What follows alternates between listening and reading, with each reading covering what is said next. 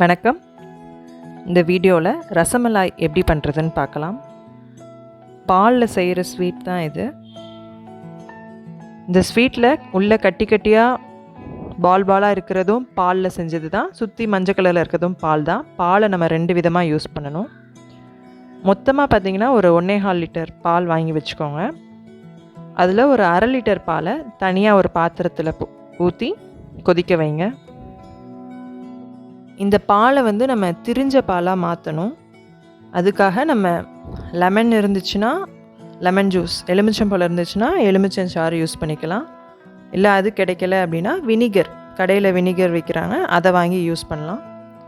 ஒரு table spoon வினிகரை ஒரு 2 table spoon தண்ணியில் மிக்ஸ் பண்ணி யூஸ் பண்ணுங்கள். அப்படியே டேரெக்டாக யூஸ் பண்ண வேண்டாம். வினிகர் யூஸ் பண்ணுறதா இருந்தால் லெமன் ஜூஸுமே அப்படி தான்.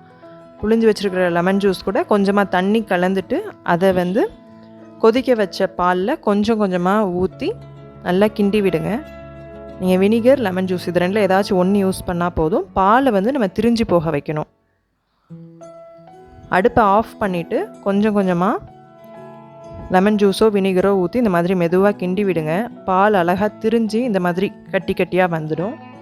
வந்ததுக்கப்புறமா ஒரு பெரிய பாத்திரத்தில் வெள்ளை துணி இருந்துச்சுன்னா அந்த வெள்ளை துணி போட்டு வடிகட்டி எடுத்துக்கோங்க.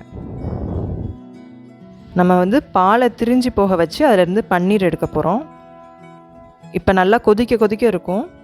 நம்ம இதோட ஒரு 4-5 தடவை சாதாரண தண்ணி, குடிக்கிற தண்ணியை யூஸ் பண்ணி நல்லா அலசி எடுத்துக்கணும்.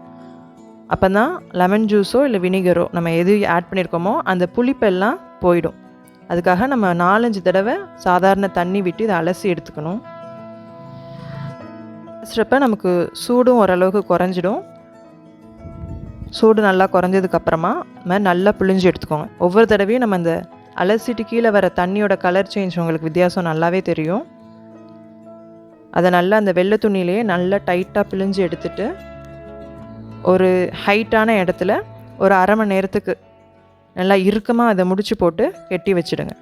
ஒரு 1/2 மணி நேரத்துக்கு அதில் இருக்க தண்ணி எல்லாமே சொட்டாக வடிஞ்சு அது நல்லா பன்னீராக மாறும், கட்டியாக மாறி வரணும். அதுக்காக தான். இப்போ ரசமலாய்க்கு தேவையான பன்னீர் நம்ம ஒரு துணியில் கட்டி அதுக்காக வெயிட் பண்ணலாம். அந்த 1/2 மணி நேரம் டைமில் நீங்கள் இன்னொரு பாத்திரத்தில் மிச்சம் இருக்கிற 3/4 லிட்டர் பாலை ஊற்றி நல்லா கொதிக்க வைங்க. கொதிக்கிறப்பவே நமக்கு ஆடை வராமல் நல்லா கிண்டிகிட்டே இருக்கணும். குங்குமப்பூ இருந்துச்சுன்னா அது ஒரு பிஞ்ச் இதில் சேர்த்துக்கோங்க. அதுதான் அந்த மைல்டு எல்லோ கலர் நமக்கு கொடுக்கும். அது இல்லாதவங்க தேவைப்பட்டால் கேசரி கலர் அது கொஞ்சமாக சேர்த்துக்கோங்க. ஒரு 2 இல்லைன்னா 3 டேபிள் ஸ்பூன் சுகரும் இதோட சேர்த்து நல்லா ஒரு 3/4 லிட்டர் பால் 1/2 லிட்டராக மாறுற வரைக்கும் காய்ச்சிட்டே இருங்க. பால் ஓரளவுக்கு திக்காக வந்ததும் அடுப்பை ஆஃப் பண்ணிவிட்டு இதை அப்படியே ஆற வச்சுடுங்க. இன்னொரு பக்கம் 1/2 மணி நேரம் கழித்து நமக்கு கட்டியான பன்னீர் ரெடியாக வந்திருக்கும். அதை சப்பாத்தி மாவு பிசைகிற மாதிரி நல்லா சாஃப்டாக நம்ம பிசைஞ்சு கொடுக்கணும். ஒரு 5 to 10 மினிட்ஸ் நல்லா பிசைஞ்சிங்கன்னா அந்த மைதா மாவு மாதிரி இருக்கும். ஒரு 1/2 லிட்டர் பாலில் 15 குட்டி குட்டி பால்ஸ் கிடைக்குது. அதை ஆமை வடை தட்டுற மாதிரி லைட்டாக இந்த மாதிரி ஃப்ளாட்டாக போட்டு எடுத்து வச்சுக்கோங்க. இன்னொரு பாத்திரத்தில் ஒரு கப் சுகர் எடுத்து அதில் 2 கப் வாட்டர் விட்டு சூடு பண்ணுங்கள். அந்த ஜீனிலாம் கரையட்டும். அது பாகா மாற வேண்டாம். ஜீனிலாம் கரைஞ்சி அந்த தண்ணி லைட்டாக கொதிக்க ஆரம்பித்ததும் நீங்கள் இந்த மாதிரி தட்டி வச்சுருக்கிற இந்த பால்ஸ், பன்னீர் பால்ஸ் எடுத்து நம்ம அந்த சுகர் சிரப்புக்குள்ளே போடணும். போட்டு ஒரு 15 நிமிஷம் இது நல்லா வேக விடணும். சுகர் சிரப்லேயே இந்த பன்னீர் பால்ஸ் எல்லாமே வேகணும். அந்த சுகர் பாகா மாறிடக்கூடாது. அதுதான் இறுக ஆரம்பிச்சிடும். அதனால் நீங்கள் பாகா மாறிடாமல் அப்பப்போ கொஞ்சம் தண்ணி கூட எக்ஸ்ட்ரா சேர்த்து நல்லா வேக விடுங்க. இப்போது இதில் ஒயிட் கலரில் ஊற்றுறது மைதா மாவு தான். ஒரு ஸ்பூன் மைதா மாவை நல்லா தண்ணியில் கலக்கிட்டு அதை இந்த சுகர் சிரப்பில் ஆட் பண்ணிக்கோங்க. ஏன்னா இந்த பன்னீர் எல்லாமே மேலேயே மிதந்துட்டுருக்கும். அது நல்லா கொஞ்சம் கீழே மூழ்கி போய் வேகணும் அப்படிங்கிறதுக்காக அதில் கொஞ்சமாக இந்த மைதாவை இந்த தண்ணியில் ஊற்றிருக்கோம் கலக்கி. அப்போனா கொஞ்சமாக இந்த பன்னீர் அடியில் போயிட்டு வேக ஆரம்பிச்சிரும். அப்பப்போ கரண்டி வச்சு நம்ம எல்லாம் அதை உள்ளே அமுக்கி அமுக்கி விடுங்க. ஒரு 15 மினிட்ஸ் போதும், அது வெந்துடும்.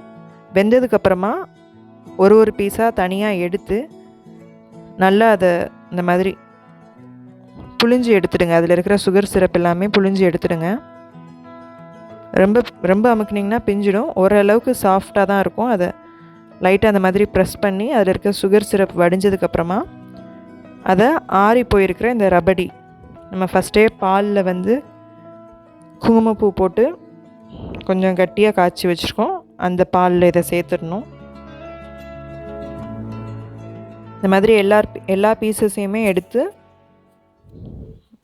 ரெடி பண்ணி வச்சுருக்கிற பாலில் போட்டு ஊற வச்சுடுங்க. இந்த சூடாக வேணும்னா லைட்டாக பால் வந்து இப்போ ஆறிடுச்சு, மைல்டாக சூடு பண்ணி நீங்கள் சாப்பிட்லாம். இல்லை ஜில்லுன்னு வேணும்னா ஒரு மணி நேரம் ஃப்ரிட்ஜில் வச்சு கூட நீங்கள் எடுத்து சாப்பிட்லாம். ரசமலாய் ரெடி ஆகிடுச்சு. நீங்கள் விருப்பப்பட்டீங்கன்னா இது மேலே நட்ஸ், பாதாம், பிஸ்தா, கேஷ்யூநட், உங்களுக்கு பிடிச்ச நட்ஸ் எல்லாமே சின்ன சின்ன பீசஸாக கட் பண்ணி அதை மேலே தூவி நீங்கள் சர்வ் பண்ணலாம், இல்லை சாப்பிட்லாம். நன்றி.